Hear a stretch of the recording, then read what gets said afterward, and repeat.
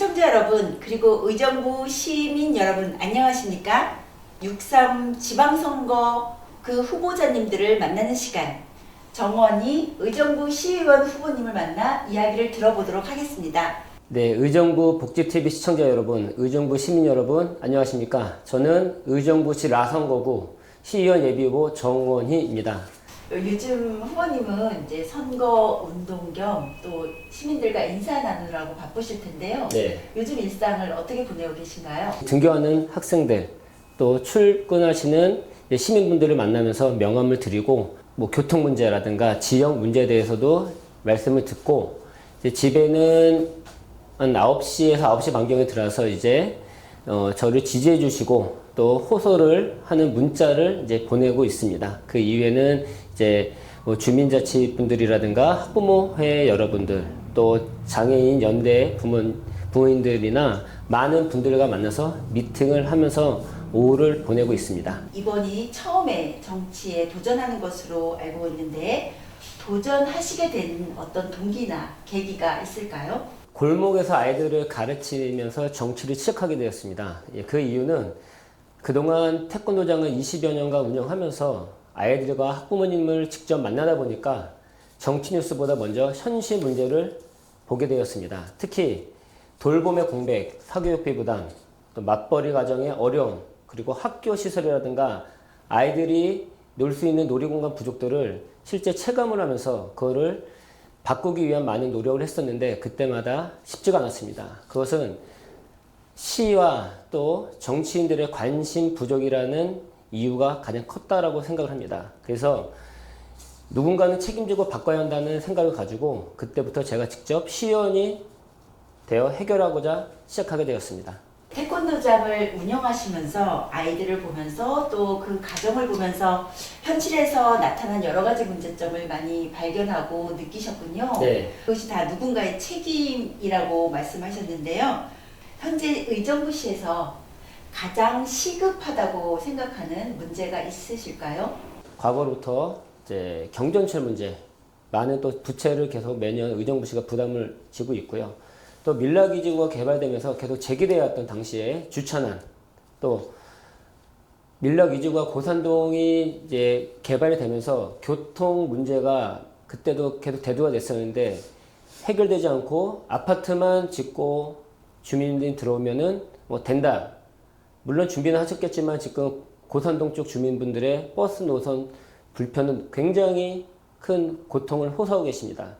또한 아이들의 돌봄이라든가 놀이공간이 부족하기 때문에 그런 부분에 있어가지고 우리 시와 또 시의원들이 함께 시민들과 소통을 한다라고 하면은 그런 부분들이 한 번에 드라마틱하게 변할 수는 없겠지만은 분명히 하나하나 변화하다 보면은 우리 시민분들께서 체감하시는 변화가 있을 거라고 생각합니다. 후보님이 가진 강점이 무엇이라고 생각하고 계십니까? 세 딸의 아버지다 보니까는 이제 그동안 제가 이제 초등학교부터 지금 현재까지 지내오면서 가장 힘들었던 시기를 돌이켜 보면은 아마 코로나 때가 아니었을까 싶습니다.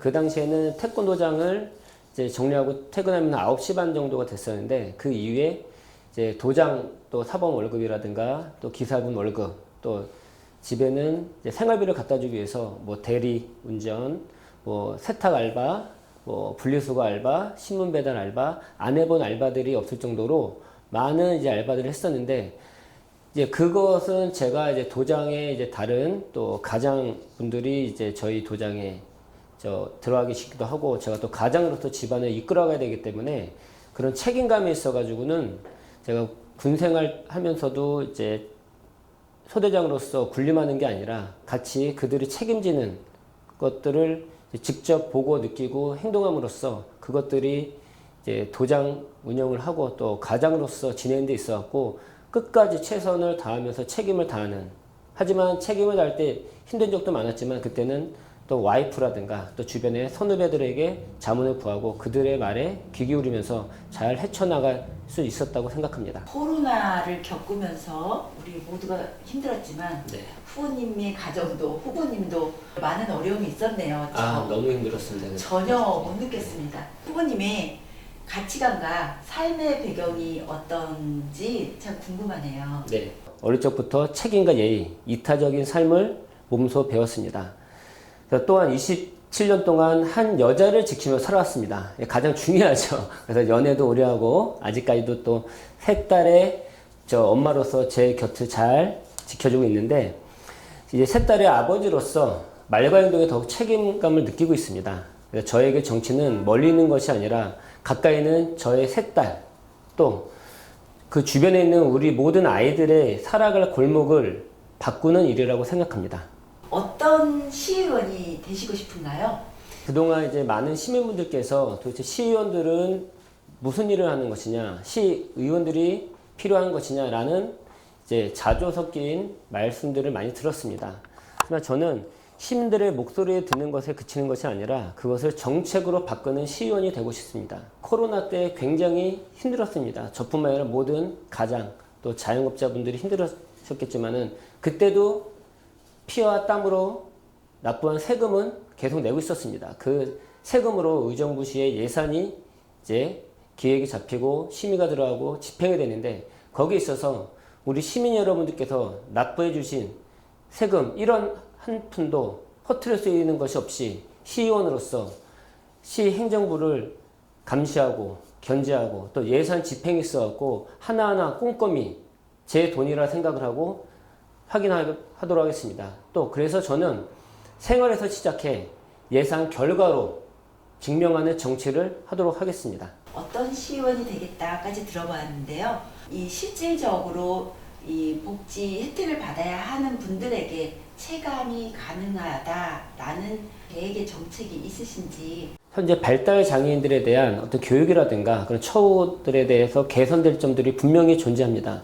특히 의정부는 약 2,100명의 발달 장애인들이 생활하고 있고 25년도 기준 약 42억 원의 관련 예산이 편성되었습니다. 타 지자체와 비교해 봤을 때 적지는 않고 평균 수준이지만은 현장에서 느끼는 발달장애인 학부모 연대 그분들과 또 그 부모님들을 만났을 때는 그 체감이 느끼는 것들은 여전히 부족했습니다. 그래서 특히 발달장애인들이 아이 때는 괜찮지만 이제 성인으로 점점 이제 진입을 하면서 거주 공간, 또 주간 활동센터, 또 자립주거, 직업훈련 기회는 절대적으로 부족한 상황입니다. 특히 덧붙이면은 사회복지사 여러분들에 대한 이제 처우에 대한 것도 아주 강조를 하셔서 말씀을 하셨던 거로 당시에 이제 제가 기억을 하고 있습니다. 그래서 첫째, 발달장애인 자립 기반을 확대해야 됩니다. 주간 활동 센터 및 거점형 활동 공간을 확충하고 단계별 자립주거 모델을 도입하고 싶습니다. 또한 지역사회 내 소규모 분산형 거주시설을 확대해가지고 시설 중심에서 자립 중심으로 전환을 해야 될 거라고 생각합니다. 여기 있어서는 지금 일산 쪽에 홀트 학교라는 홀트 재단에서 운영하는 곳이 있는데, 거기서는 이제 고등학교가 이제 졸업을 하는 학생들은 이제 근처 임대 아파트라든가 빌라를 이제 재단에서 매입 내지는 임대를 해갖고 2명, 3명 그룹식으로 이제 지내게 해주면서 이제 사회에 나가기 전에 또 해당 프로그램이 있어서 이제 오지를 갔다 온다던가, 또 그 학생들에게, 장애인 학생들에게 또 사회 나가기 위한 준비를 아주 체계적으로 하는 것을 제가 직접 목도한 바가 있습니다. 그러니까 의정부에서도 충분히 그렇게 할 생각만 있고 준비가 된다고 하면은 제가 반드시 그거를 실행시켜 보도록 하겠습니다.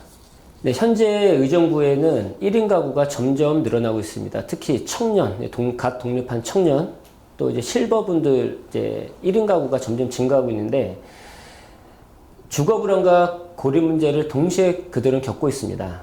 다른 지자체들은 이미 대응을 하고 있습니다. 특히 서울 성동구는 청년 1인 가구를 위한 주거 지원과 생활 지원을 결합한 정책으로 정부 우수 사례로 선정도 된 바가 있습니다. 의정부에서는 1인 가구 정책에 대해서 이렇게 방향성을 잡으면 어떨까 제안을 해봅니다. 주거 생활 통합을 지원하는 겁니다. 또 사회적 고립 방지, 세대별 맞춤 정책을 설계하는 겁니다. 이런 것들은 노인 복지와 1인 가구 문제의 단순 지원이 아니라 삶의 방식이 바뀌는 문제입니다. 저는 단순 일자리가 아닌 지속 가능한 일자리, 단순 지원이 아닌 연결되는 복지를 통해 고립되지 않는 혼자가 아닌 도시를 만들고 싶습니다. 네, 여러 가지 우리 사회복지 정책에까지 우리 정원희 후보님과 이야기를 나눠봤는데요. 정원희 의정부시 시의원 예비 후보님을 많이 응원해 주시기 바랍니다. 지금까지 시청해 주셔서 감사합니다.